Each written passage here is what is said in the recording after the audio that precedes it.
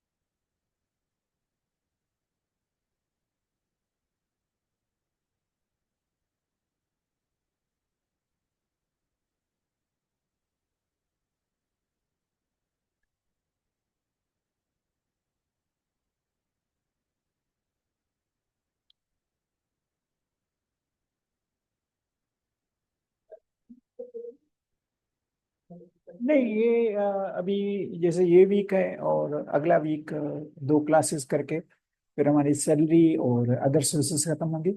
फिर उसी पे जो अगला वीक होगा उससे अगला वो हम प्रैक्टिकल, हाँ, तो उसमें प्रैक्टिकल आपका सैलरी और अदर सोर्सेज। फिर उसके बाद फिर बाकी तीन आपके जो होंगे कंटिन्यू करेंगे, और फिर बाकी जो तीन हेड्स हैं वो करके, और फिर कंप्रिहेंसिव रिटर्न का जो ना वो आखिर में हम करेंगे।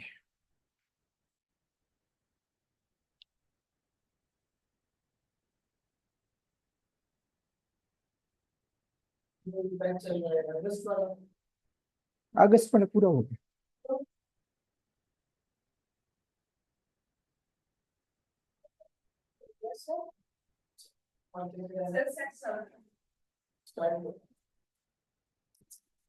हेलो, आपको आवाज आ रही है? अच्छा, तो हम ये यस सर। जी सर, जी आ रहा जी जी सर, आ रहा है। ठीक। तो हम कल से जो कंटिन्यू करते हैं कि उस हवाले से जो आपको चार्जिंग सेक्शन था, मैंने बताया था कि इसमें जो है ना वो पांच अंडरलाइन कंसेप्ट हैं हमारे। इनकम कंसेप्ट है, पर्सन कंसेप्ट है, पीरियड और पाकिस्तान और राइट है। हम एक एक करके उसको डिस्कस कर लेते हैं। तो पहला हमारा इनकम था। इनकम जो डिफाइंड है वो सेक्शन 2 ब्रैकेट 29 में इनकम टैक्स ऑर्डिनेंस में है। तो इनकम से मतलब है कि जो इनकम आपके पास आई है वो भी इसमें शामिल होगा। और इसमें ये वर्ड इंक्लूड्स लिखा हुआ है कि any amount chargeable to tax.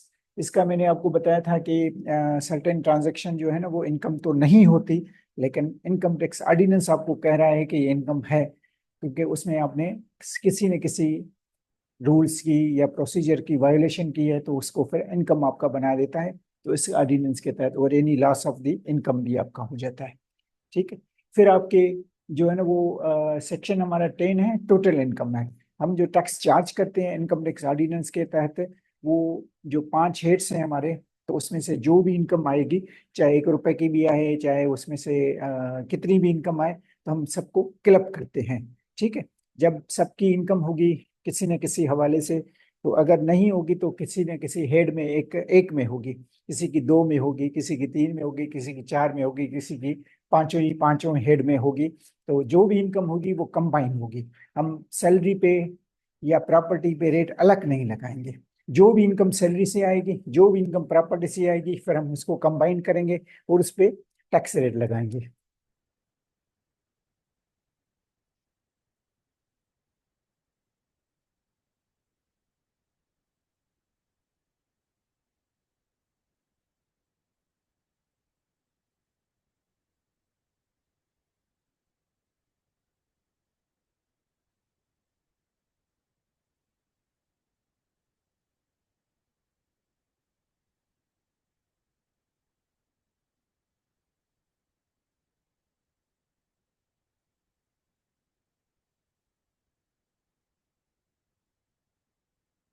हमारा सेक्शन जो 10 है वो टोटल इनकम के बारे में कहता है। टोटल इनकम ये है कि फ्रॉम ऑल हेड्स है ना। तो टोटल इनकम है person for a tax year shall be sum of the persons under the age each head of income for the year. ठीक है। तो दो चीजें आपने हमेशा याद रखनी है कि जब हम बात करते हैं कोई ईयर की बात करते हैं, पूरा 12 महीने का होता है हिसाब किताब हमारा। ठीक है। और दूसरा ये है कि जो इनकम होगी है वो ऑल हेड से हम कंबाइन करते हैं। ये कॉमन चीजें हैं, इस पे कोई कंप्रोमाइज नहीं है।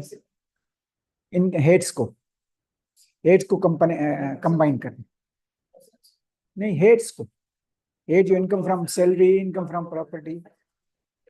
ठीक है। तो इसको हम कंबाइन करते हैं। ठीक है। तो हमारे हेड्स हैं वो इनकम फ्रॉम सैलरी हो गई, इनकम फ्रॉम प्रॉपर्टी हो गई, इनकम फ्रॉम बिजनेस और कैपिटल गेन्स और इनकम फ्रॉम अदर सोर्सेज है।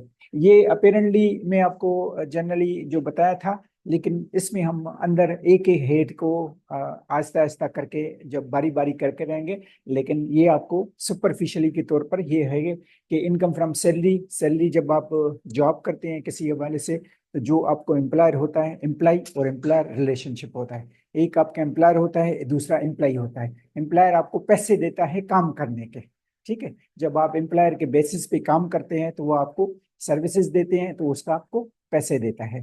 तो ये इनकम फ्रॉम सैलरी होगी। तो हम सैलरी के हिसाब से डिटेल में जाकर सैलरी के हेड में पढ़ेंगे कि कौन सी चीजें होती हैं, कौन सी टैक्सेबल होती हैं, कौन सी एग्जेम्प्ट होती हैं, कौन सी जो है ना रिड्यूस रेट पे होती हैं। तो किस हवाले से तो हम डिटेल में जाकर सैलरी के जब हेड में आएंगे, तो सैलरी का तकरीबन जो है ना वो इनकम टैक्स आपका 10 या 20% आपका हो जाता है। सैलरी हमारे हर पर्सन्स का मसला है कि नौकरी करता है, जिसको भी अपना कारोबार नहीं करना होता तो वो नौकरी करता है। ठीक है। तो नौकरी से जो भी पैसे मिलते हैं तो वो आपकी टैक्स हो जाती है। फिर हम प्रॉपर्टी भी पढ़ेंगे, इस तरह हम एक एक हेड को करते जाएंगे। ठीक है। सिर्फ यहाँ पे आपकी याद रखनी है कि जो आपका चार्जिंग सेक्शन है, यहाँ पे आपको सिर्फ याद रखनी है कि जो आपका चार्जिंग सेक्शन है वो टैक्स लगाता है टैक्सेबल इनकम पे। ठीक है। अब ये क्वेश्चन पैदा होता है कि टोटल इनकम और टैक्सेबल इनकम क्या है। टोटल इनकम जो है ना, आप सारे हेड से जो भी इनकम आपकी आ रही है उसको कंबाइन करें तो that is called total income. ठीक है। और टैक्सेबल इनकम ये है कि टैक्सेबल इनकम टोटल इनकम में से आप डिडक्टेबल अलाउंसेस लेस कर लेंगे। ठीक है। तो मैंने जैसे आपको मिसाल ये दिया था कि आपकी सैलरी से 1 लाख आ रहा है, प्रॉपर्टी से भी 1 लाख आ रहा है। ठीक है। और आपकी बिजनेस से भी 1 लाख आ रहा है। ठीक है। आपकी अदर सोर्सेज से भी 1 लाख आ रहा है, आपके कैपिटल गेन से भी 1 लाख आ रहा है। टोटल ये कितना, 5 लाख हो गया। और 50,000 आपका डिडक्टेबल अलाउंसेस या इसको जक़ात के तौर पर कर लेते हैं। तो डिडक्टेबल अलाउंसेस जिसने दी होती है तो उसमें उसको माइनस कर लेते हैं। तो 5 लाख में से 50,000 डिडक्टेबल अलाउंसेस माइनस हो गया, तो आपकी टैक्सेबल इनकम क्या होगी, 4.5 लाख रुपए। ठीक है। तो यहाँ पे अगर अगर किसी की जक़ात नहीं है, किसी ने जक़ात नहीं दी है, तो उसकी डिडक्टेबल अलाउंसेस 0 होगा। तो उसकी टैक्सेबल इनकम और टोटल इनकम एक जैसी हो जाएगी, एक ही जैसी हो जाएगी, वो 5 लाख हो जाएगी अगर। तो ये अपना रखें। लेकिन इसमें ये कंबाइंड ये चीजें बतानी है आपकी कि इसमें जो जक़ात to the extent of total income आपको देनी होती है। ठीक है। अगर ये है कि नहीं, कुछ भी नहीं, मैं सारे हेड्स की बात कर रहा हूँ।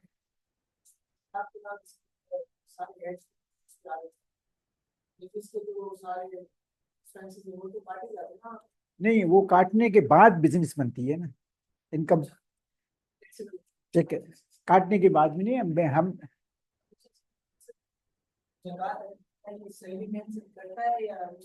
नहीं, सैलरी से नहीं कटता। जक़ात आप अपने तौर पर देते हैं, जक़ात आप अपने तौर पर देते हैं। कुछ इंस्टीट्यूशंस हैं जो हमारे जक़ात काटते हैं, कुछ इंस्टीट्यूशन को आप खुद भी देते हो। ठीक है।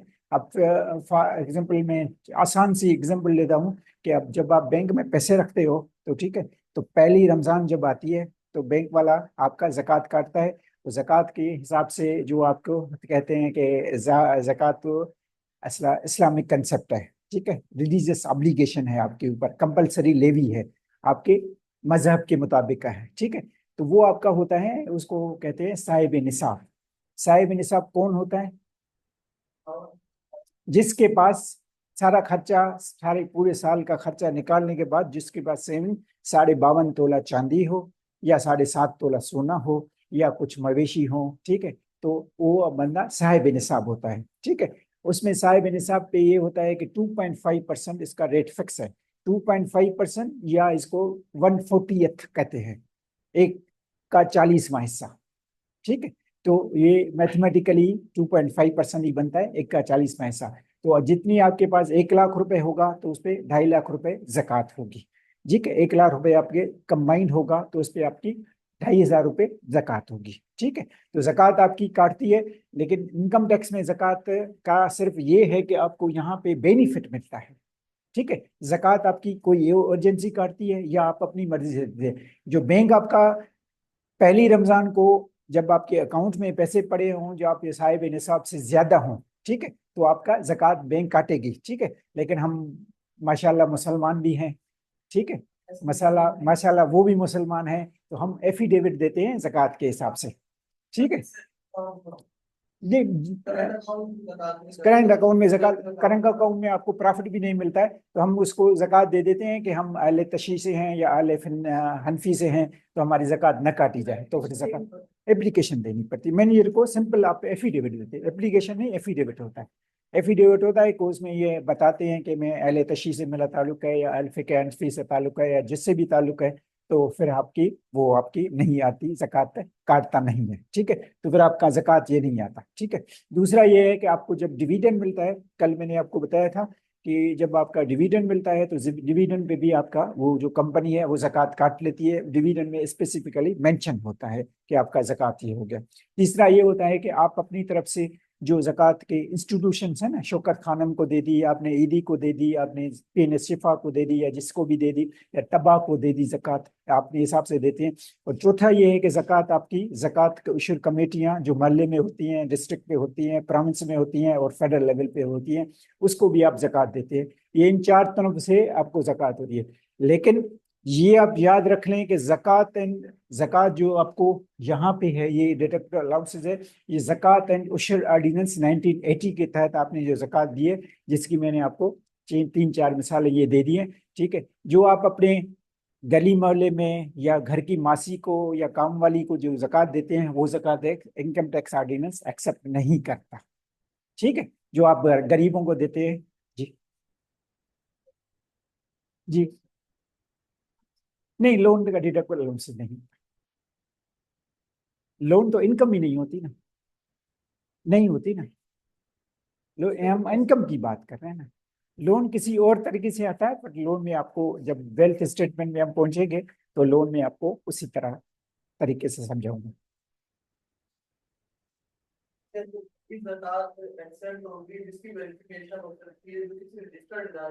जी जी, जो मकसद है कि वेरिफिकेशन ये होती है कि जो ज़कात एंड इशूड ऑर्डिनेंस, जी जी जी जी, नहीं वो नहीं, वो आपका पर्सनल जाती मैटर है, वो आपका मसला। इनकम टैक्स आपको वो एक्सेप्ट नहीं करता, इनकम टैक्स आपको वो एक्सेप्ट नहीं करता, वो जो ज़कात होती है। ठीक है, तो हम ज़कात से आगे चलते हैं। तो टोटल इनकम और टैक्सेबल इनकम में फ़र्क सिर्फ ज़कात का है। टोटल इनकम से आप ज़कात माइनस करेंगे जो कि, तो फिर आपका टैक्सेबल इनकम आएगा। आपका रेट लगता है टोटल टैक्सेबल इनकम पे, टोटल इनकम पे नहीं लगता, टैक्सेबल इनकम में लगता है। तो इसमें मैंने आपको कहा कि आपकी जब ज़कात नहीं होगी तो total income equivalent to taxable income हो जाएगी। ठीक है मेरा,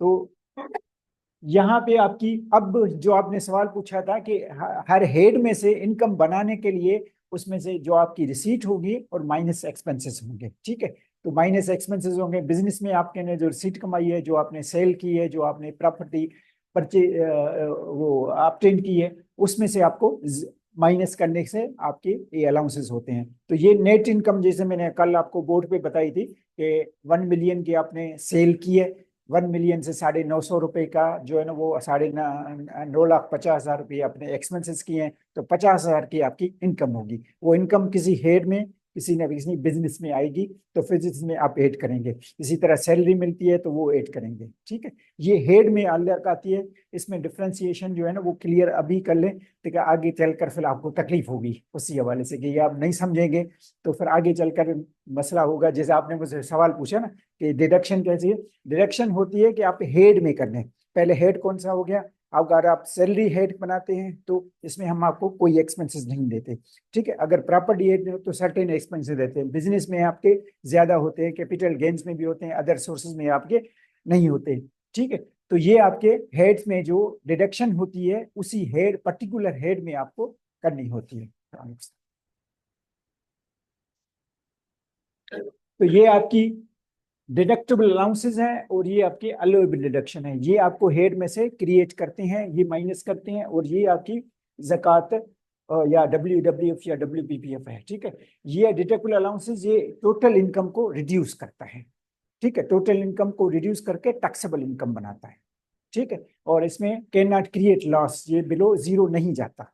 मैंने आपको बताया था कि अंडर इनकम टैक्स ऑर्डिनेंस से जो डिटेक्टेबल अलाउंसेज हैं, ज़कात हैं, WWF है, वर्कर वेलफेयर फंड है, WPPF है, जो आप बिजनेस करते हैं तो इसमें 2% आपका वर्कर वेलफेयर फंड आपके वर्कर पे खर्च होता है, लेकिन बिजनेस में होता है। बाकी ज़कात आप मर्जी से ये अलोएबल डिडक्शन है, ये सर्टेन हेड्स में होते हैं जो अभी हेड की इनकम को रिड्यूस करते हैं, ठीक है। जो रिसीट होगी माइनस एक्सपेंसेस होने होते हैं, ठीक है। ये क्रिएट लॉस भी हो सकता है कि आपके एक्सपेंसेस आपकी इनकम से ज्यादा हैं तो फिर आपका लॉस भी क्रिएट हो जाता है। Under the head of income ये हेड में होते हैं और specifically provided for the each head of income.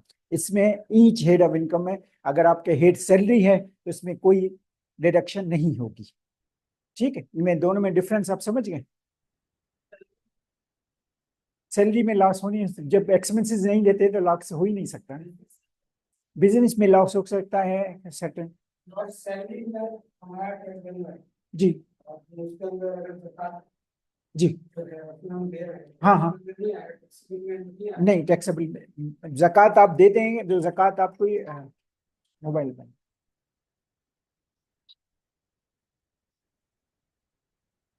देखिए मैं आपको बार बार ये समझा रहा हूँ कि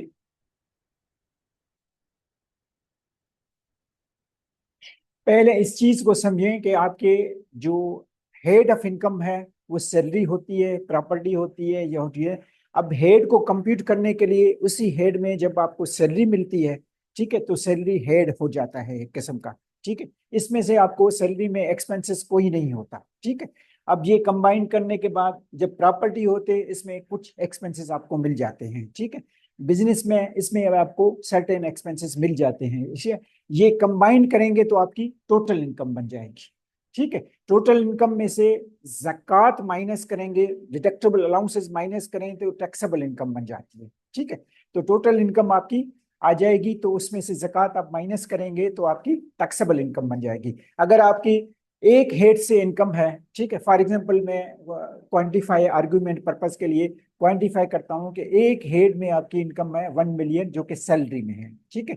सैलरी में से आपको जक़ात दिए आपने 50,000 रुपए, ठीक है। तो आपकी टैक्सेबल इनकम कितनी बन जाएगी, 9,50,000 रुपए, ठीक है। 10 लाख रुपए आपकी सैलरी इनकम है, जो आपने जक़ात दिए 50,000 रुपए, ठीक है। तो आपकी कितनी इनकम बन जाएगी टैक्सेबल इनकम, 9,50,000 रुपए। 9,50,000 रुपए हम टैक्स लगाएंगे, ठीक है। तो ये जक़ात मैक्सिमम, आप ये कंसेप्ट समझें कि जक़ात मैक्सिमम जितनी आपकी इनकम होगी उतनी आप जक़ात दे सकते हैं, उससे ज्यादा नहीं दे सकते हैं, लेकिन इनकम टैक्स ऑर्डिनेंस आपको कबूल नहीं करेगा। आपकी मर्जी, आप दे सकते हैं, ये मना नहीं है। हाँ, दे सकता है, माइनस में नहीं जा सकता, ठीक है। Income tax point of view से माइनस में नहीं जा सकता। वैसे आपकी मर्जी, आप जक़ात 11 लाख भी दे दें, ठीक है, लेकिन इनकम टैक्स आपको एक्सेप्ट करेगा सिर्फ 10 लाख तक, तो ये जीरो से बिलो नहीं जाएगा। वो भी रजिस्टर्ड इदारा और किसी को नहीं।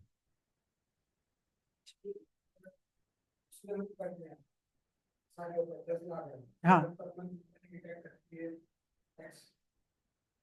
टैक्स। हम्म, जी जी जी।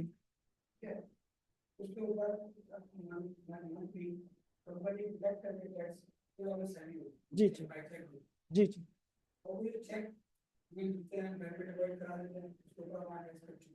हम्म, अगर इंसान आता है तो भी टैक्स निकालता है और वो जवाब निकालता है। अब उसमें ज़कात दे दी क्योंकि ज़्यादा या कम उसके बराबर है जो हमारा टैक्स डिडक्ट हुआ है। और ज़कात अगर ज़्यादा हो जाती है तो वो जो हमारा टैक्स है इन पे हो गया, टोटल इनकम टैक्स पे हो गया, तो वो हमें एडजस्टेबल होगा नहीं होगा। ये देखिए, मैं आपको पहले से ये कह रहा हूँ कि आप आगे आगे चलने की कोशिश करते हैं सारे क्लास से। ये सारी चीजें मैं आपको आगे चलकर बताऊंगा जब सैलरी में आएगी, ठीक है। आप पहले बेसिक कंसेप्ट तो समझे ना कि इनकम कैसे कंप्यूट होती है। आपने डिडक्ट हो गई, फिर ये होगा, फिर मेरा रिफंड होगा या मेरा एडजस्टेबल टैक्स होगा। ये आगे चलकर मैं आपको सारी चीजें बताऊंगा सिस्टमेटिक वे से। कल भी मैंने आपसे अर्ज किया था कि आगे आगे चलने की कोशिश ना करें, ठीक है। तो ये कंफ्यूज हो जाएंगे आप। ये आपने जो है ना वो तकरीबन आज से जो 3-4 क्लासेस है ना, वो आगे का मुझे सवाल मैंने पूछ लिया, ठीक है। सवाल पूछ लिया, मेरा फर्ज है आपको बताना होता है, ठीक है। ये होता है हमारा पैरेलल सिस्टम, ठीक है। जब आप जहाँ पे नौकरी करते हो, ठीक है, उसको हमने एम्प्लॉयर को डायरेक्शन दे दी है कि आप किसी को भी सैलरी दें तो अपनी टैक्स काट के दे दें उसको, ठीक है। ये हमारी इनकम टैक्स ऑर्डिनेंस के तहत उसको डायरेक्शन ये दे दी होती है, काट के दे दे सैलरी, ठीक है। जिसकी 50,000 से ज्यादा हो सैलरी तो आप उसको टैक्स काट के दे दें। तो जब अगर महीने की आपकी 50,000 या 60,000 सैलरी है, ठीक है, तो उस पर सपोज कर लें कि फॉर आर्ग्यूमेंट पर्पज के लिए 1,000 रुपये टैक्स होगा, ठीक है। 60,000 रुपये आपकी सैलरी होगी, 1,000 रुपये टैक्स हो गया, तो आपको टोटल 59,000 रुपीज वो देगा, ठीक है। आप अपने हिसाब से लेके जाएंगे। हर महीने आपको 59,000 मिलेगा, दूसरे महीने 59,000 मिलेगा, तीसरे महीने, और हर महीने आपका 1,000, 1,000, 1,000, 12,000 टैप का टैक्स भी कट गया उस भी इनकम पे। अब टोटल इनकम आप बनाएंगे 6 12 72,000, 7,20,000 आपकी इनकम हो गई सैलरी से। आपका टैक्स कितना कट गया? 12,000। आप रिटर्न भरेंगे, ठीक है। ये पैरेलल सिस्टम हो गया। आप रिटर्न में अपनी इनकम डिक्लेयर कर लेंगे, मुझे सैलरी कितनी मिली है और उस पर मेरा कितना टैक्स आ गया। फिर इस पे फार्मूला में आप ये लिखेंगे कि सैलरी पे मैंने कितनी होगी, कितना मेरा टैक्स कट गया, ठीक है। आपका कर गया। फिर उसके बाद अगर आपका टैक्स बनता है तो आप सिस्टम में ये टैक्स पे करके और रिटर्न फाइल करते हैं। अगर आपका टैक्स नहीं बनता, उसी हवाले से आपका एम्प्लॉयर ने ज्यादा काट दिया है तो आपका रिफंड हो जाएगा, ठीक है।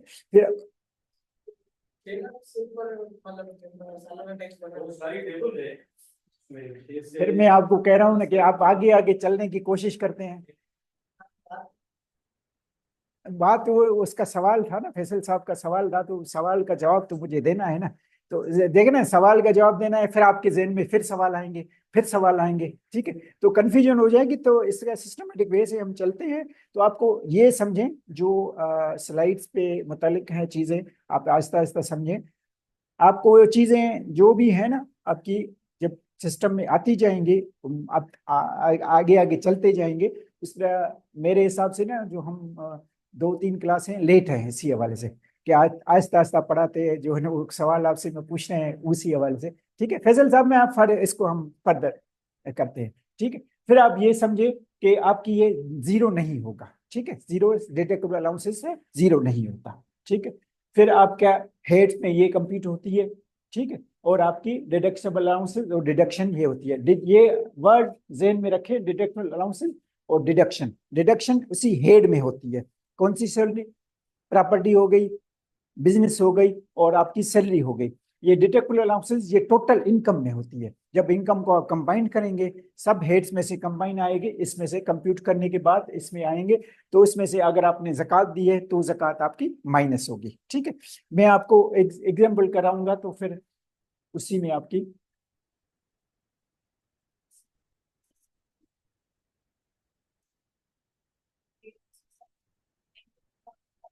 जी जी जी, ये आप एग्जाम्पल दे दें, आपको हिसाब से होगी कि आपकी सैलरी इनकम है 50 रुपए, आपकी इनकम फ्रॉम अदर सोर्सेज है 50 रुपए, बिजनेस इनकम आपकी 50 रुपए, इनकम आपकी एग्जेम्प्ट है 50 रुपए। एग्जेम्प्ट इनकम में ये बताना आपको भूल गया था, एग्जेम्प्ट इनकम होती है जिसपे टैक्स नहीं लगता। जैसे मैंने कल आपको पेंशन बताई थी उसी हवाले से, लेकिन ये टोटल इनकम में शामिल होती है, टैक्सेबल इनकम में शामिल नहीं होती, टोटल इनकम में शामिल होती है, टैक्सेबल इनकम में शामिल नहीं होती। ठीक है, तो आपकी सैलरी इनकम 50 हो गई, बिजनेस से हो गई, तो आपकी इस पे टोटल इनकम, आपकी टैक्सेबल इनकम कितनी होगी, ये कैलकुलेट करके आप मुझे बताएं।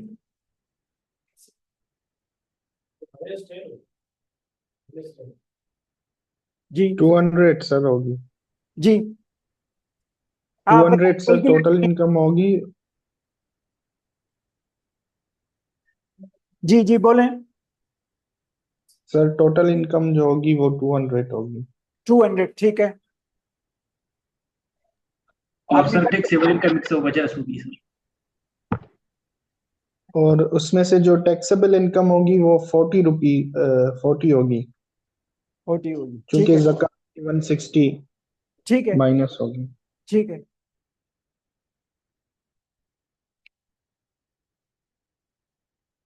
रजत साहब, ज़कात पेड जो है 160 है। आफ्टर टैक्सेबल इनकम लगेगी या वो टैक्सेबल? यही तो मैं आपको समझा रहा हूँ कि टैक्स हमने लगाया नहीं है, अभी हम टैक्स पे पहुंचे ही नहीं है। टैक्सेबल इनकम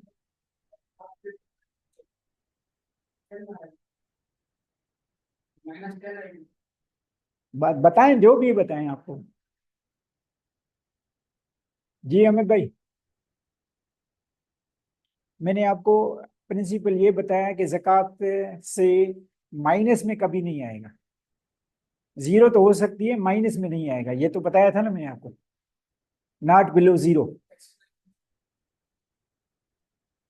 फिर भी ये पढ़ें, फिर पढ़ें, आपके कंसेप्ट जो है ना वो क्लियर नहीं लग रहे हैं मुझे। आप यहाँ जो बैठे होते हैं ना वो सोचते किसी और जगह हैं। ठीक है, तो इसलिए मैं कह रहा हूँ कि आपको अपनी इस पे कंसंट्रेट करना चाहिए, स्लाइड्स पे। आपकी इनकम कितनी है सैलरी से? 50, ये भी 50 है, ये भी 50 है, और एग्जेम्प्ट इनकम है, ये भी 50 है। टोटल इनकम आपकी कितनी आएगी? 200। ठीक है, इस पे तो क्लियर है, 200 आएगी। ठीक है, अब टोटल इनकम में से ज़कात आप माइनस करेंगे तो फिर आपकी टैक्सेबल इनकम आएगी। ठीक है,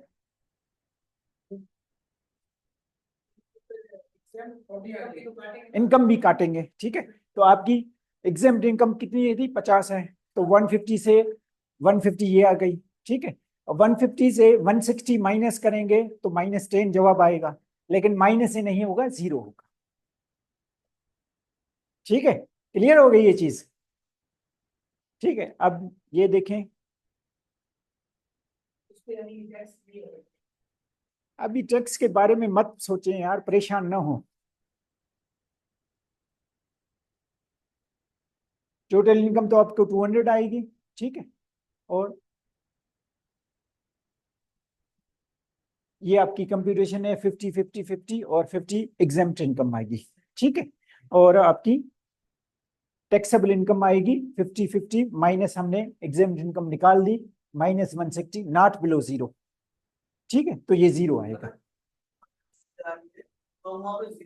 जीरो कर देंगे, माइनस में अमाउंट शो में कहने देगा। ठीक है, तो जाहिर है ये जो हम रिटर्न भरते हैं ना, ये सिस्टम बेस्ड होता है। ठीक है, ये आपको करने भी नहीं देगा।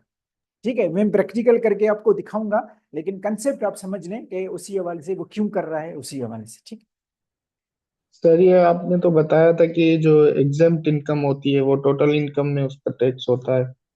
नहीं टैक्स नहीं होता ना, टोटल इनकम में शामिल होती है, लेकिन टैक्स हम लगाते हैं टैक्सेबल इनकम पे, तो टैक्सेबल इनकम में से एग्जेम्प्ट इनकम माइनस होती है। चलें, ठीक है, थैंक यू सर। ठीक, अब दूसरा हमारा कंसेप्ट हो गया कि पर्सन। अब इनकम के बारे में हमने काफी कुछ पढ़ लिया, फिर आगे चलकर हम पढ़ेंगे। ठीक है, दूसरा हमारा होता है इनकम टैक्स ऑर्डिनेंस में पर्सन है ना, वो सेक्शन 80 के बारे में, पर्सन के बारे में। तो ये एक इंडिविजुअल होता है, एक एओपी होती है, एक कंपनी होती है, एक फेडरल गवर्नमेंट होती है, एक फ्रॉम फॉरेन गवर्नमेंट होती है, और पॉलिटिकल सब डिवीजन या पब्लिक इंटरनेशनल ऑर्गेनाइजेशन, ये सारे पर्सन के हित में आते हैं। लेकिन हमारे पास ये तीन इंपॉर्टेंट पर्सन है, इंडिविजुअल, एओपी और कंपनी। ठीक है, इंडिविजुअल कौन रहता है? जो हम और आप नेचुरल ह्यूमन बीइंग है। ठीक है, जो जिंदा इंसान है। ठीक है, लेकिन इससे इंडिविजुअल से ये होता है कि आपके पाकिस्तानी है या फॉरेनर है। ठीक है, दोनों को ये काउंटर करता है केटर करता है इनकम टैक्स ऑर्डिनेंस। एओपी कौन सी होती है? जो आप एक पर्सन मिला के जो है ना वो हम आपस में पार्टनरशिप कर लें और अपनी सरमाया हम ऐड कर लें, जो प्रॉफिट आपका रेशो में हम डिस्ट्रीब्यूट कर लें। ठीक है। इंडिविजुअल जो होता है वो आपका नेचुरल ह्यूमन बीइंग होता है। ठीक है। और ये जो एओपी होती है और कंपनी होती है, इसको हम आर्टिफिशियल पर्सन भी करते हैं, क्योंकि इनकम वो होता है नेचुरल और ये होते हैं आर्टिफिशियल, क्योंकि बाय लॉ बनते हैं ये। ठीक है। इसको बोलने के लिए आर्टिफिशियल, कंफ्यूज ना होना आपने, तो ये कंपनी बनती है। ठीक है। तो एसोसिएशन ऑफ पर्सन में है इंक्लूड्स है। ठीक है। एसोसिएशन ऑफ पर्सन यहाँ पे इंक्लूड्स है। मैंने डेफिनेशन बताई थी कि दो से दो अफराद जो है ना वो आपस में मिलके है ना, लेकिन ये है कि फर्म भी होती है, हिंदू अनडिवाइडेड फैमिली होती है, artificial judicial any body of person foreign under law but not include the company. Company AOP में नहीं आएगी, कंपनी की सेपरेट टैक्सेशन होती है तो उसमें नहीं आएगी। ठीक है। तो सिर्फ आप ये कर लें कि पर्सन कौन से होते हैं इनकम टैक्स के तहत। ठीक है। ये फर्म क्या होती है? Means relation between the person who agree to share profits of a business carried on by any of person या acting for one of all. ठीक है। एक बंदा जो है ना वो पार्टनरशिप बनाता है, वो एक काम करे या सारे काम करे, या जो इसको हमने डेलीगेशन कर दिया हुआ है उसी हवाले से करते हैं। ठीक है। ये आपकी तीसरा पर्सन हो गया कंपनी। ठीक है।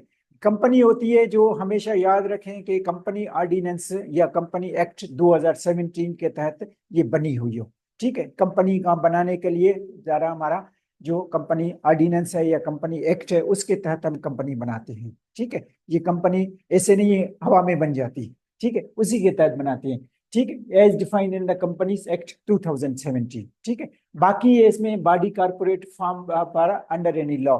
बॉडी कारपोरेट कौन सी होती है? सपोज कर लें कि स्टेट बैंक ऑफ पाकिस्तान है, वो अपने फॉर्म के तहत बनी हुई है। ठीक है। पीएनएससी आपकी कंपनी के तहत बनी हुई है, पीआईए आपकी कंपनी के तहत बनी हुई है। ये मुख्तलिफ किस्म की कंपनियां हैं, उसी हमारे से आनी है। तो इसमें यह है कि मुदारबा भी आएगा, बॉडी कारपोरेट, कारपोरेट सोसाइटी आएगी, फाइनेंस आएगी। तो ये कंपनी के मुख्तलिफ फॉर्म्स हैं। ठीक है। तो लेकिन इंडिविजुअली आपको तीन पर्सन याद रखने हैं, एक इंडिविजुअल, एक एओपी और एक कंपनी। ठीक है। तो इसमें सर्टेन जो है ना वो इंडिविजुअल को बेनिफिट्स होते हैं, कंपनीज को कुछ बेनिफिट होते हैं, कुछ एओपी को बेनिफिट्स होते हैं। तो ये समझना जरूरी है कि इंडिविजुअल कौन होता है, इसको कौन से बेनिफिट होते हैं, वो हम आगे चलकर उसी हवाले से बताएंगे आपको। ये कंपनी में एक कंसेप्ट है 259 का, सिमाल कंपनी। ठीक है। कंपनी में आ गई कि इसका जो पेडअप कैपिटल वो 50 मिलियन से ज्यादा हो, कम ना हो, ज्यादा ना हो 50 मिलियन से, और एम्प्लॉइज जो है इसके 250 मिलियन जो है, एनुअल टर्नओवर है उसका 250, जो सेल होती है, टर्नओवर बोलते हैं सेल को, 250 मिलियन हो, और ये स्प्लिट रैंक से नहीं बनाई गई हो, और not a small medium enterprises हो। ठीक है। स्मॉल कंपनी में फिर फर्क ये है कि उसका रेट ऑफ टैक्सेशन डिफरेंट होता है। ठीक है। उसका कम होता है। ठीक है। फिर सिर्फ आपको ये याद रखना है। ठीक है। अब तीसरा हमारा कंसेप्ट हो गया पर्सन, इनकम और टैक्स ईयर। ठीक है। टैक्स ईयर हमारे पास इनकम टैक्स ऑर्डिनेंस में होता है, 12 महीने का पीरियड होता है, जुलाई से चलता है, जून को खत्म हो जाता है। ठीक है। और उसको हम बोलते हैं नॉर्मल टैक्स ईयर। ठीक है। कौन से चलेगा? जुलाई से चलेगा और जून में खत्म हो जाएगा। जिस जून में खत्म होगा उसी साल का टैक्स ईयर इसको डिनोट करते हैं। ठीक है। अब फॉर एग्जांपल ये है कि जुलाई 21 से जून 22 तक हम चले। ठीक है। 2022 का टैक्स ईयर हो गया, जिस पीरियड में जून एंड हो जाएगी उसमें हमको उसको नॉर्मल टैक्स ईयर कहते हैं। क्लियर होगा फैसल साहब? ये मैडम क्लियर आपको? मैं अभी हम नॉर्मल टैक्स ईयर की बात करते हैं। ठीक है। मैं आपको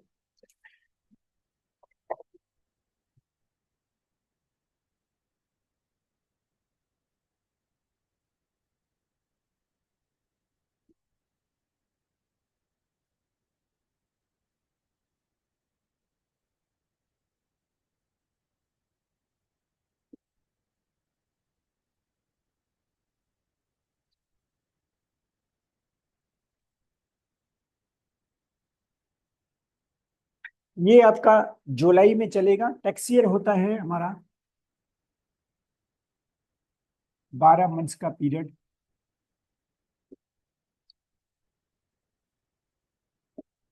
ठीक है, ये जून से चलता है और अगली जुलाई से चलता है सॉरी, और अगली जून में खत्म हो जाता है। ठीक है, जिसमें ये खत्म होता है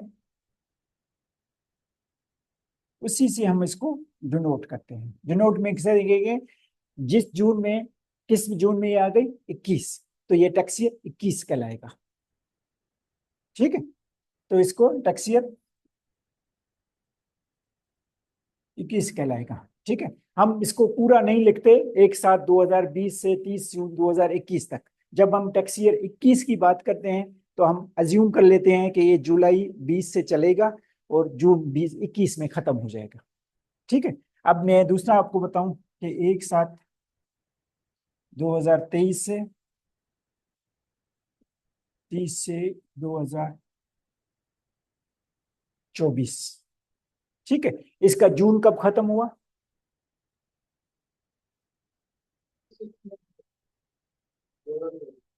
24। जून कब खत्म हुआ? 24, 24। 2024। जून किस में खत्म हुआ? 2024। जून तो है, जून साल कौन सा है? 24। तो इसको हम लिखेंगे टैक्स ईयर 24। ठीक है, टैक्स ईयर 24 है। तो जब आपको ये टैक्स ईयर 24 हो तो 1 जुलाई से लेकर 30 जून 2024 आएगा। ठीक है, मतलब क्लियर है ये चीज? ठीक है, फिर हम एक एक्सरसाइज करते हैं एक साथ 2009।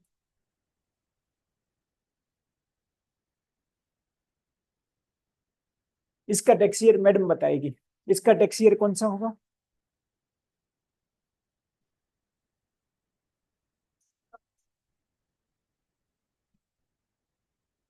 टैक्स ईयर कौन सा होगा?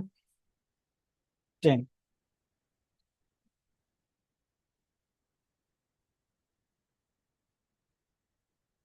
ठीक है, टैक्स ईयर 2010। क्लियर हो गया सबको? आगे चले।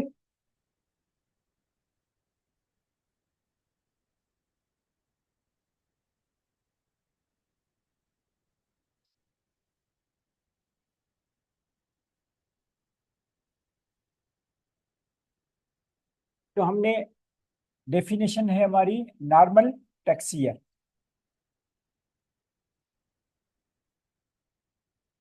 पहला आपका होगा नॉर्मल टैक्स ईयर है कि जून में चलेगा और जुलाई में चलेगा सॉरी, और 30 से 2021 को होगा। इसको हम टैक्स ईयर 2021 पढ़ेंगे। ठीक है, तो इसमें आपको कैन बताइए कि 12 महीने का पीरियड होगा, जुलाई में चलेगा और अगली साल की जून में खत्म होगा। तो हम इसको अगले साल जिसमें खत्म होगा टैक्स ईयर 2021 बोलेंगे। ठीक है जी, क्लियर हो गया। ठीक है, अब इसको बोलेंगे नॉर्मल टैक्स ईयर। ठीक है, अब दूसरा हमारा कंसेप्ट है स्पेशल टैक्स ईयर।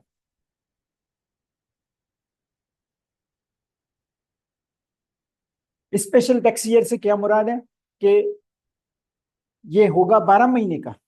ठीक है, लेकिन जुलाई से नहीं चलेगा, किसी और डेट से चलेगा और किसी और डेट पे एंड हो जाएगा। ठीक है,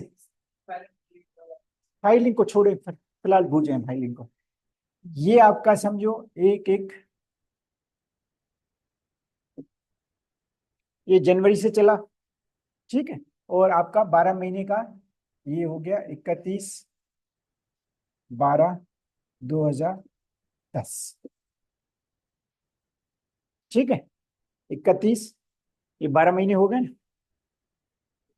1 जनवरी, 31 दिसंबर, 12 महीने हो गए। ठीक है, 12 महीने के आपको इसको टैक्स ईयर, जिसमें ये 12 होगा, इसका जून कब आएगा? 2011। 2011 नहीं, इसका जून कब एंड होगा? अगले में 2011। तो इसको हम टैक्स ईयर 2011 बोलेंगे। ठीक है, सर दो इसका हजार ग्यारह फर्क ये है कि इनकम टैक्स स्पेशल ईयर है। बहुत सारी बैंकिंग कंपनियां हैं, बहुत सारी शुगर केन की कंपनियां हैं, बहुत सारी मेडिसिन की कंपनियां हैं, वो स्पेशल टैक्स ईयर निकालते हैं। ठीक है, लेकिन स्पेशल को आपको ज्यादा दिमाग पे जोर देने की जरूरत नहीं है, अब नॉर्मल टैक्स ईयर समझ रहे हैं तो उसी हवाले से है। ठीक है, अब मैडम अगर हम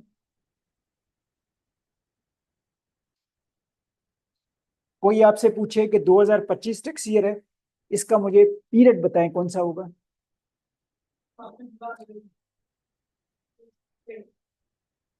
नहीं, पीरियड कौन सा होगा, जुलाई कौन सी होगी, जून कौन सी होगी?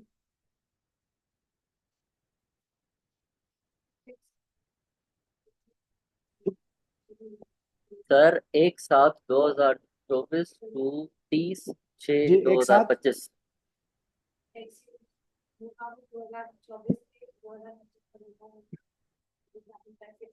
हाँ हाँ, वो कौन सा होगा? नहीं, टैक्स ईयर तो 25 होगा, मैं पीरियड पूछ रहा हूँ आपका, इसका कौन सा होगा? 5 से लेकर 8 होगा और एंड का होगा।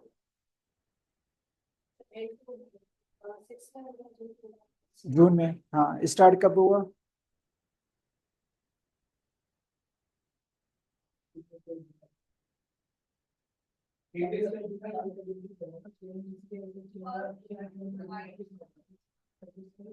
ठीक है,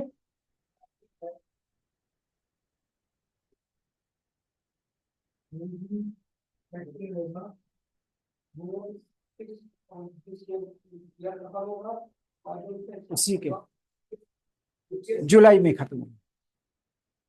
ठीक है, बस बच्चे, ठीक है, आहिस्ता आहिस्ता आप सीख जाएंगे। ठीक है, आप बता रहे थे, यही बता रहे थे। ठीक है,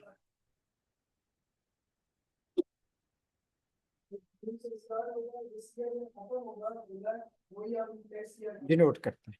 ठीक,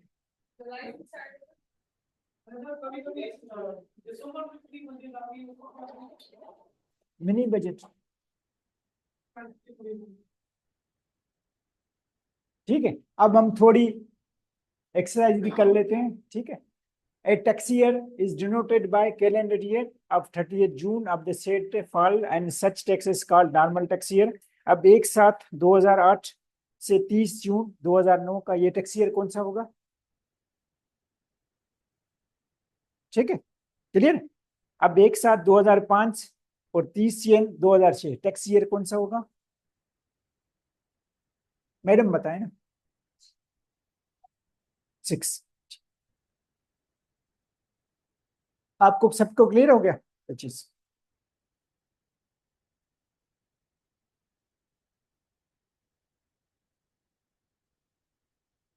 अब तीसरा हमारा चौथा कंसेप्ट है, टैक्स ईयर भी हमने पढ़ लिया। पहले हमने क्या पढ़ा था? इनकम, पर्सन और टैक्स ईयर। ठीक है, तीन हमारे कंसेप्ट पूरे हो गए। चौथा ये हमारा जागरिक सोर्स ऑफ इनकम है, जो इसमें एक होती है पाकिस्तान सोर्स इनकम और दूसरी होती है फॉरेन सोर्स इनकम। जो पाकिस्तान में रह के आप इनकम कमाते हैं उसको पाकिस्तान सोर्स इनकम कहलाता है, जो बाहर से इनकम कमाते हो वो आपकी फॉरेन सोर्स इनकम हो जाती है। ठीक है, फिर फॉर एग्जाम्पल मैं आपको छोटा सा आसान मिसाल दे दूं, एक प्रॉपर्टी है वो दुबई में है। ठीक है, पाकिस्तानी है, वो दुबई में प्रॉपर्टी उसने खरीदी है। ठीक है, तो दुबई में आपकी प्रॉपर्टी रेंट पे दी होती है तो उसका रेंट आ रहा है, तो वो इनकम क्या होगी? फॉरेन सोर्स, क्योंकि वो दुबई में प्रॉपर्टी है बाहर।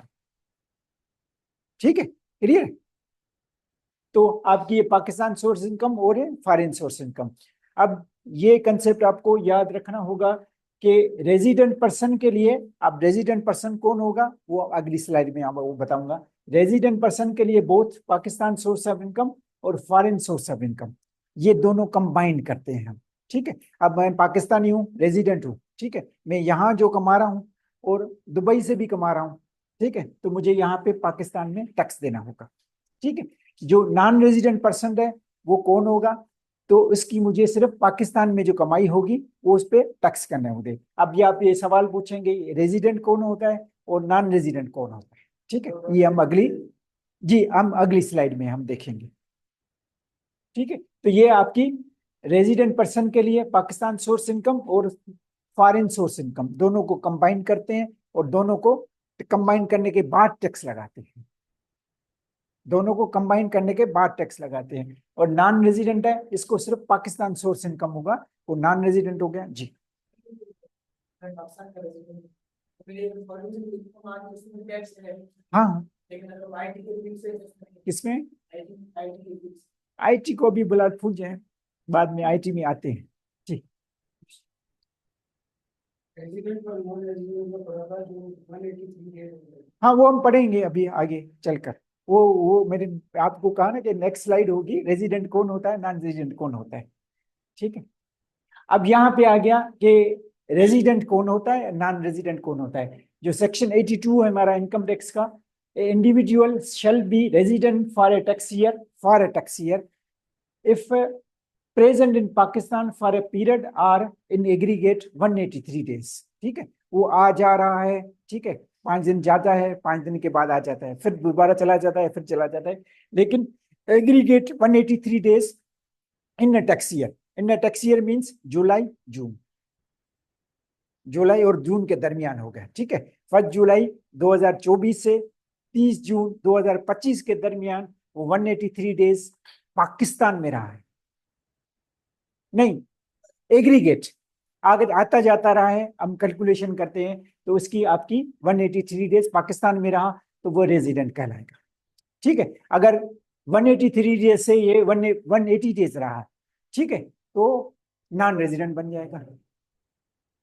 ठीक है, रेजिडेंट बनने के लिए आपको 183 डेज से मोर, 183 डेज मिनिमम है। 183 डेज से एक दिन भी आप ज्यादा रहे या 183 डेज रहे तो आप रेजिडेंट बन जाएंगे।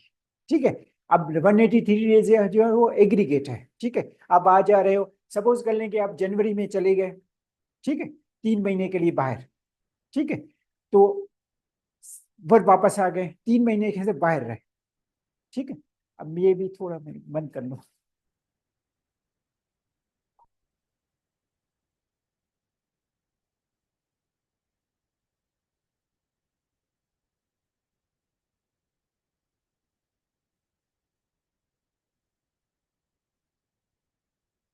एक एक 2024 को आप बाहर गए थे, ठीक है, फिर आपका 31 मार्च 2024 को आप रिटर्न हुए।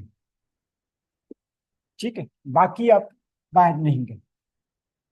ठीक है, अब टैक्स ईयर आपको याद रखना होगा कि इसका टैक्स ईयर कौन सा होगा, 1/7/2024 से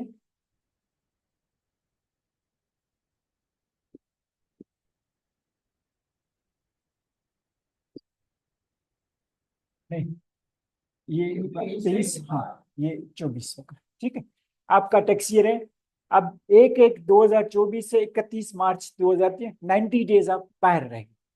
ठीक है, मीनिंग देयर बाय साल के आप बाकी दिन पाकिस्तान में रहे हो। ठीक है, 90 डेज बाहर रहे हो तो आपके 270 डेज आप बाहर रहे हो और पाकिस्तान में रहे हो। ठीक, रेजिडेंट बन जाते हो। ठीक है, क्लियर है ये चीज। आप रेजिडेंट बन जाते हो तो इसका हम, ये रेजिडेंट है, ये रेजिडेंट आपका न डोमिसाइल से है, न सिटीजनशिप से है, न आपका पासपोर्ट से है, ना आपका नेशनलिटी से। ठीक है, कोई अमेरिकन भी यहाँ आता है पाकिस्तान में, 183 डेज से ज्यादा रहेगा, उसको पकड़ के कहेंगे तुम पर resident Pakistani for tax purpose हो, इनकम टैक्स के लिए। हाँ, नेशनलिटी का हमारा वास्ता नहीं है ना, मैं कह रहा कि हमें टैक्स चाहिए कि वो नंबर ऑफ डेज रहा है। ठीक है, रेजिडेंट आपका क्लियर हो गया। ठीक है, जो नंबर ऑफ 80 डेज, अब मैं इसको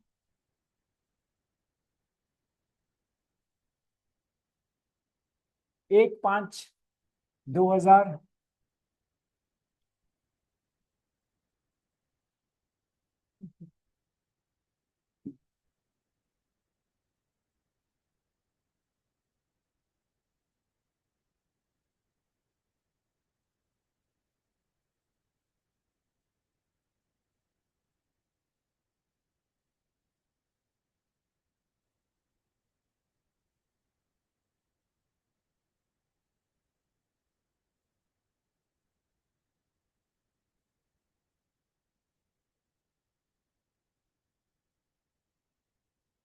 ये जून में बाहर गया, ये याद रखना, जून में बाहर गया, और अगली अप्रैल तक बाहर गया। ठीक है, रेजिडेंट बनने आएगा या नॉन रेजिडेंट बनेगा? Non resident. ठीक है, क्यों? इसके नंबर ऑफ डेज 183 डेज से बाहर ज्यादा है। ठीक है, बाहर ज्यादा है 183 डेज में। ठीक है, अब सपोज कर लें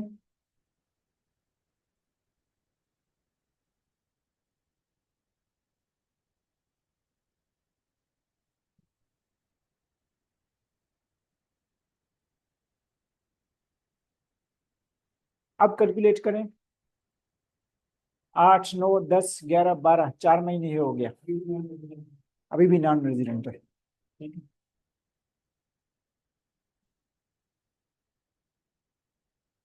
1, 12 करें, अब रेजिडेंट आ गया। ठीक है, तो ये कैलकुलेशन आपको 4 डेज, 4 डेज। ठीक है, ठीक, बस चलाने।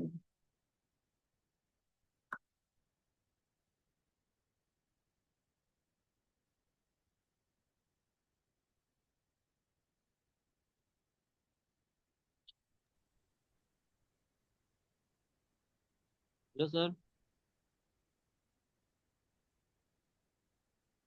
आवाज नहीं। हेलो।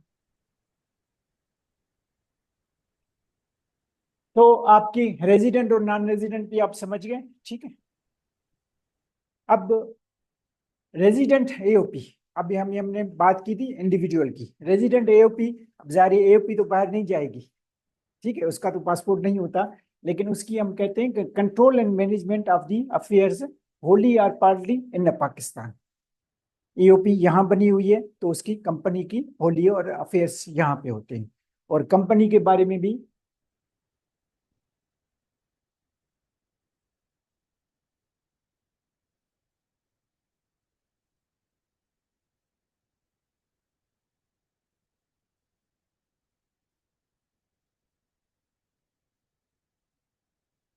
जी,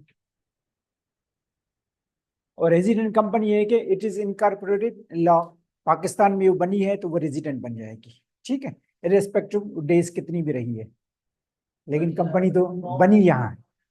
ठीक,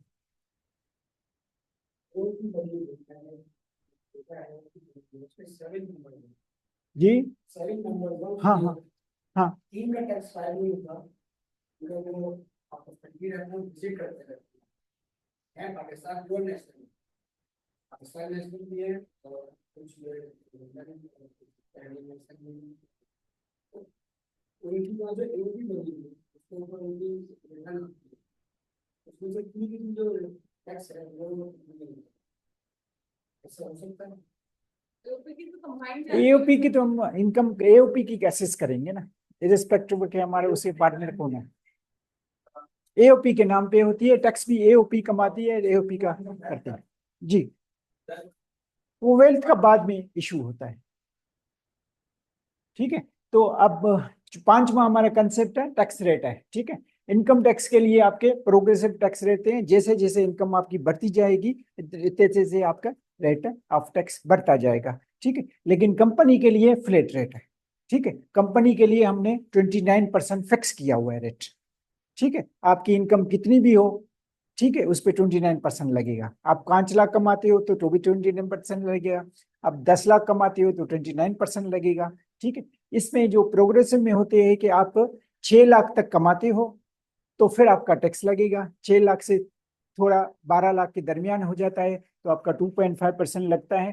तो मैं आपको रेट अभी ये दिखाता हूँ, ये हमारे रेट है। ठीक है, ये इंडिविजुअल और एओपी के लिए टैक्स है।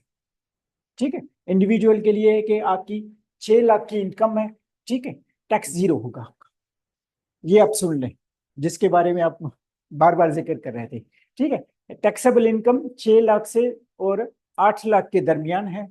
ठीक है, तो 7.5% अमाउंट एक्सीडिंग 6 लाख रुपए, 6 लाख से ज्यादा 7.5% हम टैक्स लगाएंगे। ठीक है, 6 लाख से ऊपर कौन सा अमाउंट हो गया, 2 लाख रुपए। 2 लाख पे हम 7.5% टैक्स लगाएंगे, जो सिर्फ 2 लाख पे लगेगा। 6 लाख पे हमने जीरो कर दिया। ठीक है, तीसरी हम टेबल में जाते हैं, 8 लाख से 12 लाख के दरमियान है, तो आपकी 15,000 plus 15% of the amount exceeding 8 lakh से अब होगा।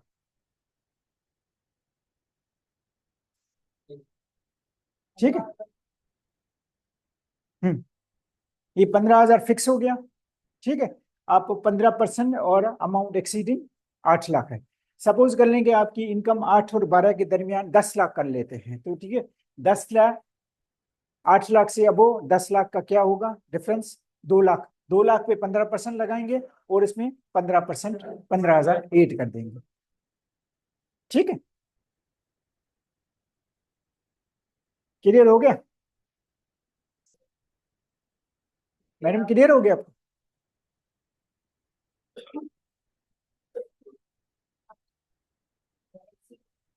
हाँ, टैक्स ही नहीं है ना, टैक्स नहीं है ना, 0% मीन टैक्स नहीं है ना। ठीक है,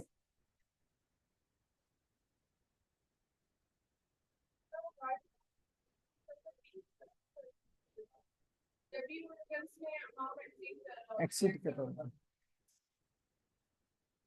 ठीक है, इस तरह जिस तरह आप देखेंगे ये रेट बढ़ता जाता है, आपकी इनकम बढ़ती जाती है। हेलो, जैसे जैसे आपका इनकम बढ़ती जाती है ऐसे तैसे आपका रेट बढ़ता जाता है। ठीक है, आखिर में जाकर ये 35% पे भी टैक्स होता है, जो आप कमाते हो उस पर 35% आप लोग टैक्स देते हो। आखिरी स्लैब जो है हमारा ये होता है जी। हम्म, इसके जो टैक्स के है 24 25 इसमें उसके 2500 रुपए कट जाएंगे, 57,500 रुपए उसको भी दिया। 12 महीने का उसका टैक्स हो गया 30,000। जी, ये 12 लाख तक आती है, इसमें 12, इसको हमने फाइनल कर दी, जी जी, तो उसकी 12 लाख तक आती है। तो इसमें नॉन सैलरीड पे लिखा था, तो उसको 30,000 टैक्स भरने के अलावा तो हमें टैक्स देना होगा, नहीं ये देना होगा। नहीं नहीं, और कोई टैक्स नहीं देना होता। सैलरी डायमेंशन है उससे की ये टैक्स का शेड्यूल बनता है जी, शेड्यूल बन जाए शेड्यूल 1 के अंदर है सारे ये शेड्यूल। ये आपको दिखाऊं मैं, ये शेड्यूल 1 में ऐसे होता है।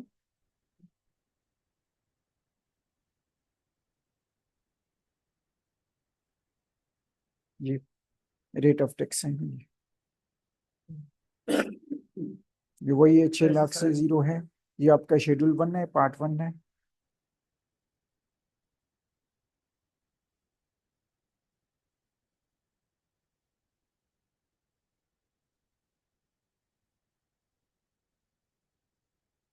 ये आपके सैलरी के रेट थे। ठीक है, और ये आपके बिजनेस के रेट है। ठीक है, इसलिए मैंने आपको कहा था कि हर बिजनेस का सैलरी का अलग रेट होता है। ठीक है, ये सैलरी के रेट हैं और वो बिजनेस के रेट हैं जो 24 के, ये 24 के रेट हैं। हर साल रेट जो है चेंज भी होते रहते हैं। ठीक है, तो हमें अपने हिसाब से जिस साल का रिटर्न भरना होगा, लेकिन ये आपको याद करने की जरूरत नहीं है, सिस्टम पे सारी चीजें ऑटो पे कैलकुलेट होती हैं। ठीक है, लेकिन थ्योरेटिकली तो आपको समझना है ना कि टैक्स कौन ईयर कौन सा हो गया, टैक्स हम कब कितना लगाएंगे, किस हवाले से लगाएंगे। ठीक है, हाँ, ये कंपनी के रेट्स हैं। ठीक है, स्मॉल कंपनी जो मैंने आपको बताई थी उस पर 20% रेट है। जो बैंकिंग कंपनी है, जो बैंक का बिजनेस करती है, एमसीबी है, नेशनल बैंक है, इस पे आपका 39% लगता है। जो आपकी नॉर्मल कंपनी है और उस पे 29% लगता है। सर बैंकिंग जो कंपनी है 39 के प्लस में 12% भी होता है। नहीं, वो बैंकिंग कंपनी नहीं है। जी, हेलो, जी बोलें, हेलो, आवाज आ रही है आपको?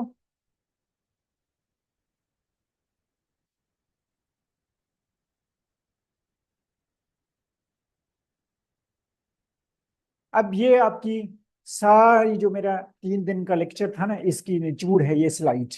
ठीक है, ये आप समझ गए तो आधे से ज्यादा इनकम टैक्स आपको आसान हो जाएगी समझना। ठीक है, ये हेड ऑफ इनकम है।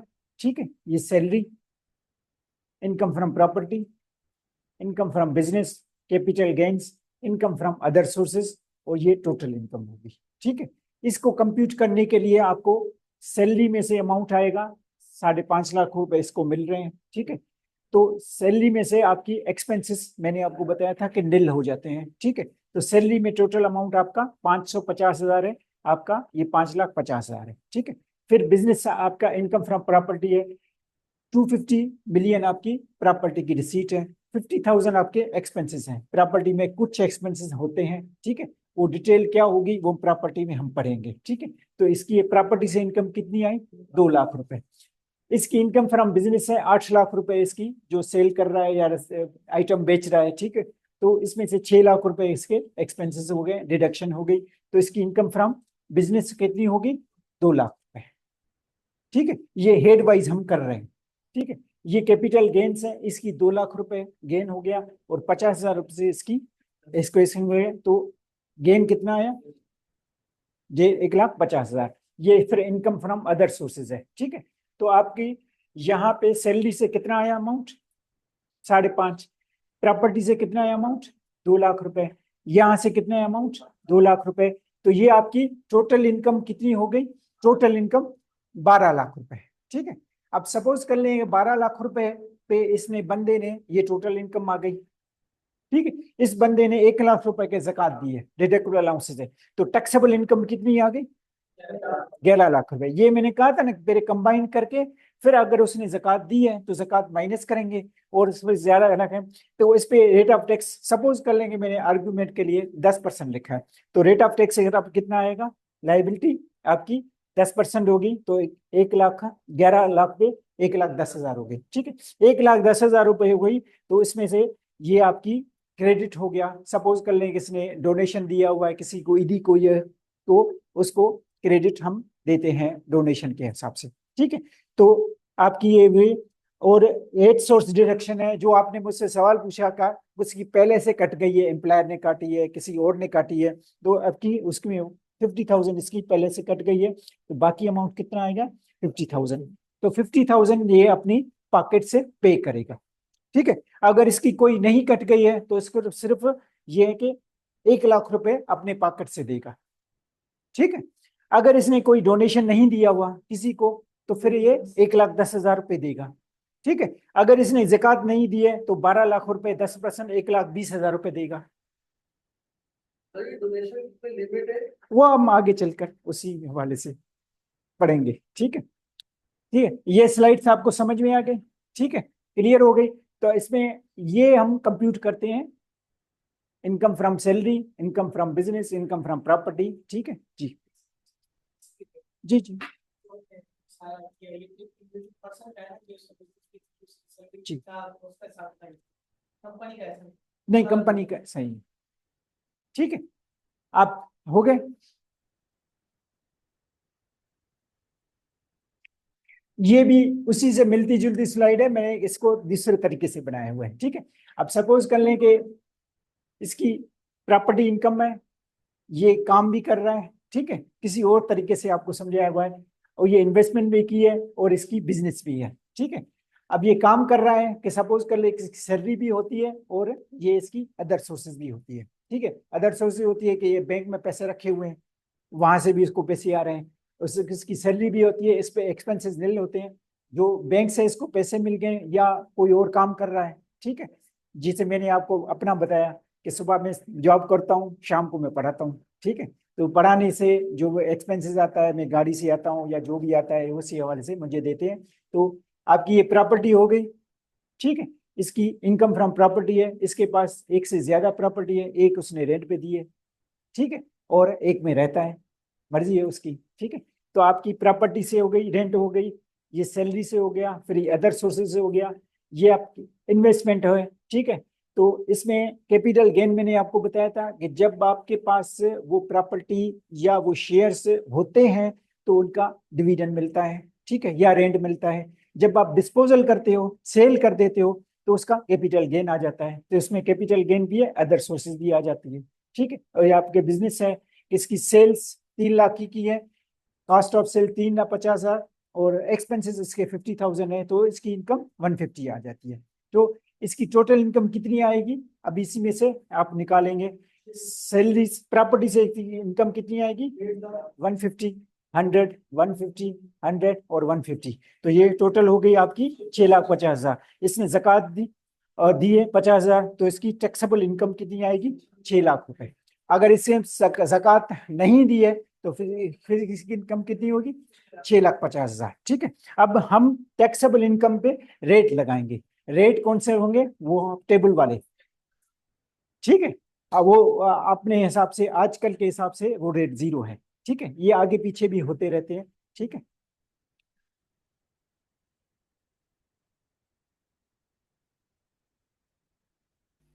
सर कैपिटल गेन थोड़ा सा रिपीट कीजिए सर। हाँ, कैपिटल गेन, अपने दोस्त ने मुझसे सवाल पूछा है कि कैपिटल गेन्स होता है। कैपिटल गेन्स होता है जब आप एसेट होता है आपके पास, फॉर एग्जांपल ये है कि मूवेबल प्रॉपर्टी होती है, जब आप उसको सेल करते हैं। ठीक है, सेल करने के, सपोज कर लें कि आपने 10 मिलियन की प्रॉपर्टी परचेज की थी और सेल की आपने 11 मिलियन की। ठीक है, तो 1 लाख रुपए या 1 मिलियन जो आपका कैपिटल गेन से आपका प्रॉफिट आएगा, तो प्रॉफिट पे आपको टैक्स देना होता है। ठीक है, जो जैसे ये कैपिटल गेन्स है, आपकी ग्रास रिसीट्स हैं 500 और कॉस्ट है इसकी 4 लाख रुपए। 5 लाख रुपए, 4 लाख रुपए, कैपिटल गेन आपका किस में आएगा, 100,000 पे। ठीक है सर। सर इस पे कैपिटल टैक्स गेन का लगेगा कितना, जी। सर कैपिटल गेन का कितना होता है टैक्स देना, फॉर नहीं, कैपिटल एग्जाम्पल? गेन का, कैपिटल गेन पे टैक्स कोई नहीं देना होता आपको, सारे का कैपिटल गेन कंबाइन करने होते हैं। कैपिटल गेन पे सेपरेट हम टैक्स नहीं देते, जिसको आप करेंगे तो फिर आप वो टैक्स देना होगा जी। नहीं, बस आप बताएं प्रॉपर्टी में लॉस भी होता है, जी। इसमें यहाँ पे कैपिटल गेन माइनस में आ सकती है। हाँ हाँ, माइनस में ऐसा, आ सकती है, पर आप किसी को दे नहीं सकते। एनपीआर से आप दे नहीं अब माइनस में आ सकती है फिगर। हाँ, सकते। माइनस कंसेप्चुअली माइनस में आ सकती है। इस पे अपना टैक्स डालना है, तो सेवा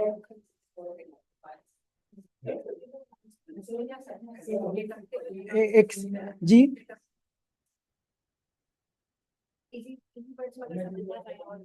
डिटेक्टेबल अलाउंस, ज़कात। ठीक है, अब आप कोई आपके जहन में से कोई सवाल हो, क्योंकि अब हम दूसरा जो लेक्चर, हाँ जी, बताएं बताएं। मैं जा रहा हूँ, मेरे नाम पे नहीं है, इसकी मेरे नाम से, मेरे नाम नहीं है, चेवा के नाम में मेरे साथ नहीं है। अभी उनकी बैंक के अंदर भी है, उसका वो प्रॉपर्टी टैक्स भी देते हैं, उनके पास उसमें लग के आ रहा है टैक्स रेट। तो अब मेरे नाम ट्रांसफर होगी, तो मुझे अपनी सोर्स ऑफ इनकम किस हिसाब से दिखानी पड़ेगी। लेकिन मैं सोर्स ऑफ इनकम टैक्स पे है, लेकिन मेरा सोर्स ऑफ इनकम दिखाई नहीं। जब मैं 500 लाऊंगा तो मुझे अपनी सोर्स ऑफ इनकम दिखानी पड़ेगी उस हिसाब से, या मैं फादर से इनहेरिटेड करके उसको भी दे सकता हूँ। फादर से कैसे इनहेरिट करते हैं? मेरे फादर की प्रॉपर्टी नहीं थी ना, थी। सेल आउट करके फिर ये ली, लेकिन वो इन कैश नहीं की प्रॉपर्टी वो सेल आउट किया कैश में। तो कैश मेरे पास है, मैंने बैंक में नहीं डाला। अब मैं कैश ट्रांजैक्शन ही कर रहा हूँ, नेक्स्ट जो जिससे मैं ले रहा हूँ, तो उसके ऊपर मुझे टैक्स रेट वो नहीं होगा। क्या नहीं हो रहा? टैक्स से ट्रांजैक्शन नहीं होगी, हाँ, वो तो नहीं होगी। नहीं हो रही। तो वो किस तरह डिप्लीट मुझे आएगा कि मैं प्रॉपर्टी ले रहा हूँ, मैं इनका टैक्स कर रहा हूँ, तो मैं किधर पकड़ नहीं सकता। पकड़, हर जगह से पकड़ होगी आपकी। चाह रहा था मैं उसको किस तरह से करूँ, आप शो नहीं कर सकते उसको, शो करेंगे तो पकड़ेंगे, टैक्स देना पड़ेगा। प्रॉपर्टी एक करोड़, हाँ, लेकिन जो टैक्सेशन के अंदर डिक्लेरेशन होती है वो डीसी वैल्यू के ऊपर, डीसी वैल्यू के ऊपर। डीसी वैल्यू टैक्स, लेकिन इनकम टैक्स में हम इनकम टैक्स का वैल्यू डिक्लेयर करते हैं, डीसी वैल्यू नहीं डिक्लेयर करते जी। एक चीज किसी को प्रॉपर्टी नहीं है, वो प्रॉपर्टी ले लेता है, तो उसके इसमें एफडीआर में आ जाती है। जी जी। तो जिसके ऊपर भी उसको भी टैक्स देना पड़ेगा। इसको प्रॉपर्टी पे सर्वे सर्वे इसको पड़ेगा। जी। आप जैसे देश में भी कर रहे हैं ना, तो आपका सीएससी पे तो जिसकी तो आ जाएगी, तो आप वो कैसे शो करेंगे?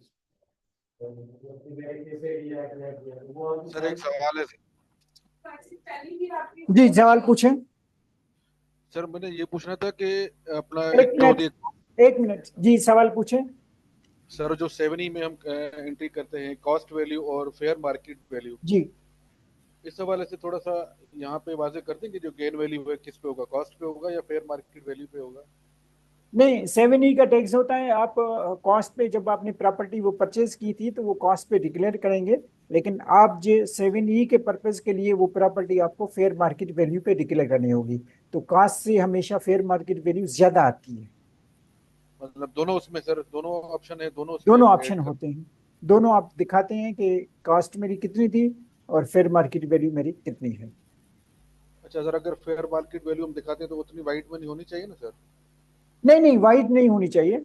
सिर्फ ये है कि 7E के पर्पज के लिए, टैक्स पर्पज के लिए उसको आप वैल्यूएशन करेंगे फेयर मार्केट वैल्यू पे, लेकिन उसके आपको वाइट इनकम होनी जरूरी नहीं है। सही सर। जब वाइट इनकम दूसरा हो, जब आप परचेज कर रहे हैं तो उस वक्त आपकी वाइट इनकम होनी चाहिए। सर जाहिर जो परचेज की है सर, जब भी तो 7E में शो कर रहे हैं ना सर। जी परचेज की हुई है एक प्रॉपर्टी सर, हाँ, जब भी तो 7E में शो कर परचेज रहे की हैं है ना तो आपने कॉस्ट डिक्लेयर की है ना। सर। जी सर। ठीक है, और 7E के लिए पर्पज के लिए आप सिर्फ फेयर मार्केट वैल्यू दिखाएंगे पर्पज के लिए, उसको वेल्थ में नहीं लेके जाएंगे, सिर्फ 7E के पर्पज के लिए दिखाएंगे। उसमें हम दोनों चीजें वो शो जी, करेंगे, दोनों कॉस्ट। चीजें उसमें। ठीक है। और सर दूसरा एक क्वेश्चन और है जो आपने इसमें जी, दिखाया। दूसरा आप सर एक आवाज सवाल और है। आवाज तेज, आवाज तेज बोलें थोड़ा। सर एक क्वेश्चन और है जी जो जो आपने ज़कात के हवाले से बताया कि 1 लाख जी हमने ज़कात दी है, तो वो तो नॉर्मली सर सब हम अल्हम्दुलिल्लाह देते हैं, तो जी जी। उसके लिए कोई प्रूफ भी दरकार होगा या क्या रिटर्न में सर? नहीं, प्रूफ उसका ये होता है कि ज़कात, आपकी ज़कात एंड इशूड ऑर्डिनेंस 1980 के तहत आपने जो दी होती है तो उसका प्रूफ मांगती है डिपार्टमेंट जो है ना, तो वो आपका प्रूफ होता है। जो ज़कात इशूड ऑर्डिनेंस 1980 है, तो आप बैंक में पैसे पड़े हुए हैं तो उसका बैंक आपका जब साहब निसाब होते हैं तो आपका ज़कात काट लेती है। ठीक है। दूसरा ये है सही। कि आप डिविडेंड मिलता है, अगर आप शेयर्स में इन्वेस्टमेंट की है तो ज़कात पे, उस पे भी ज़कात आपकी करती है। ठीक है। तीसरा ये है कि ज़कात और कमेटियां जो मोहल्ले में होती हैं, सरकार की होती हैं, ठीक है, उसको भी आप ज़कात देते हो तो उसको आप बैंकिंग चैनल से देते हो, और उसको भी आपका प्रूफ मिल जाता है। ठीक है। तीसरा, चौथा जो है ये है ना कि आप ज़कात के तहत जो तब्बा फाउंडेशन है, पीएनएस शिफा है, जो भी है आपके ऑर्गेनाइजेशन, ईदी है या लेकर नेशनल हॉस्पिटल है, उसको भी आप ज़कात देते हो तो वो भी आपको रसीद देता है। वो इसके तरह के प्रूफ होते हैं। लेकिन ज़कात, मैंने आपको पहले भी बताया था कि ज़कात उशर ऑर्डिनेंस के तहत जो आप ज़कात नहीं देते उनको इनकम टैक्स नहीं मानता। ठीक है, आप ज़कात देना चाहें तो दे सकते हैं, इनकम टैक्स आपको नहीं मानता। ठीक है, इनकम टैक्स सिर्फ वो ज़कात मानता है जो ज़कात उशर ऑर्डिनेंस के तहत आपने दी होती है। जो आप घर में काम करने वाली मासी है या गरीब है या जो मोहल्ले में है, उसको आप ज़कात देते हो तो उसको हम रिकग्नाइज नहीं करते, इनकम टैक्स उसको नहीं मानता। ठीक सर, ठीक सर, ठीक। क्लियर हो गया। जी जी जी। हाँ हाँ। 10 साल पहले मैं गाँव पर आया। जी, 10 साल पहले।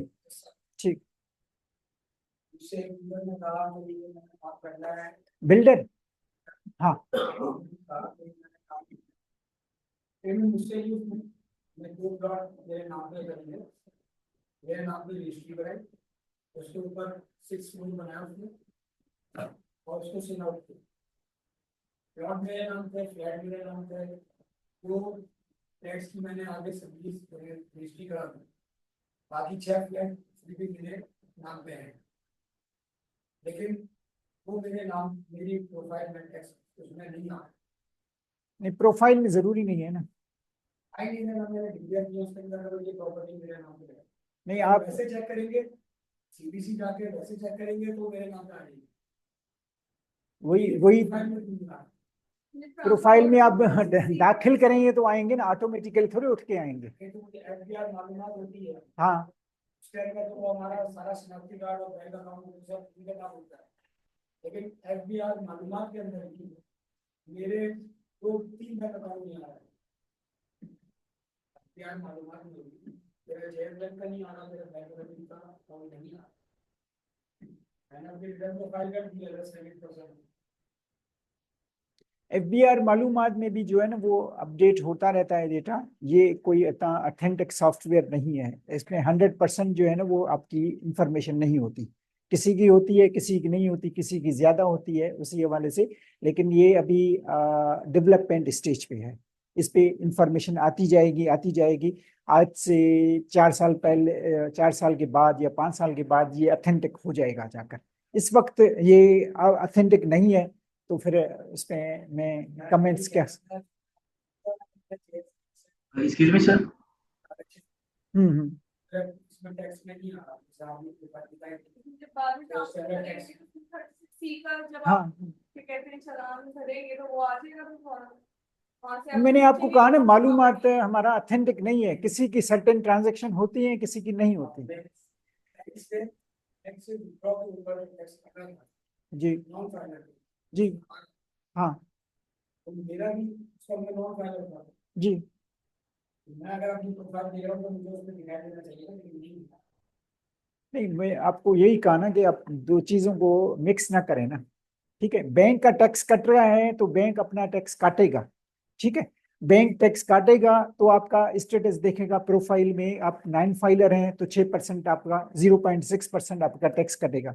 जब आप फाइलर हैं तो आपका टैक्स नहीं कटेगा। कैश विड्रॉल आपने कराया, उसकी भी कंडीशन है कि 50,000 से अब वो आपने ट्रांजेक्शन की है सिंगल डे में।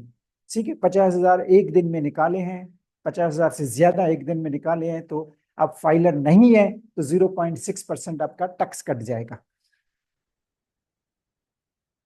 कटा है, लेकिन मेरी प्रोफाइल में नहीं आ रहा। वही तो मैं कह रहा हूं ना कि प्रोफाइल दूसरी चीज होती है, आपकी हर चीज प्रोफाइल में नहीं आती। मैं आपको यही तो बता रहा हूँ कि प्रोफाइल हमारा मालूमात जो है वो अभी यंग स्टेज पे है, अभी डेवलप हो रहा है। उसमें सारी इंफॉर्मेशन नहीं आती। हम यूएसए के तरह कोई मॉडर्न कंट्री नहीं है। ठीक है, हम पाकिस्तान है। ठीक है, तो सारी चीजें आपकी इंफॉर्मेशन यहाँ पे नहीं आती, वहां पे आती है आपको। यूएसए में आप होंगे ना उसी हवाले से, तो इसमें आप कंफ्यूजन नहीं है। प्रोफाइल में आपकी चीजें आ रही हैं तो ठीक है। आपका जो बैंक काटेगा उसके हिसाब से मर्जी आएगी, लेकिन ये जरूरी नहीं है कि आपका प्रोफाइल में अकाउंट नहीं आएगा तो बैंक नहीं काटेगा। बैंक तो हर हाल में काटेगा। जी एक्सक्यूज मी सर, यार आप बार बार वही चीजें पूछ रहे हैं। मैंने कहा वो एक एक स्टेज पे प्रोग्राम हमारा आस्ता आस्ता डेवलप हो रहा है। ठीक है, आप ये कह रहे हैं कि मेरा आना चाहिए। हम्म 4-5 साल में जब डेवलप हो जाएगा तो जो टैक्स के अंदर बहुत छोटी सरकारी आ रही है वो बंद हो जाएगी, बंद हो जाएगी। हाँ, प्रॉपर वे पे। जी ठीक है जी।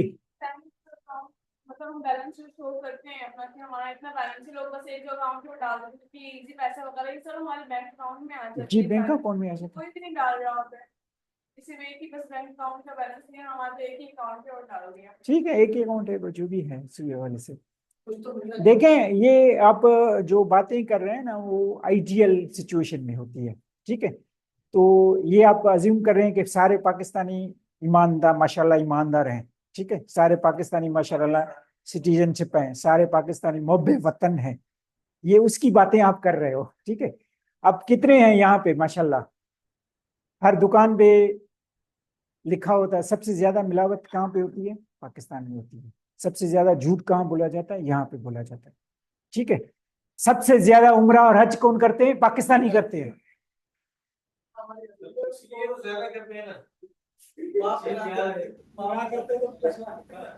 सर एक सवाल है सर।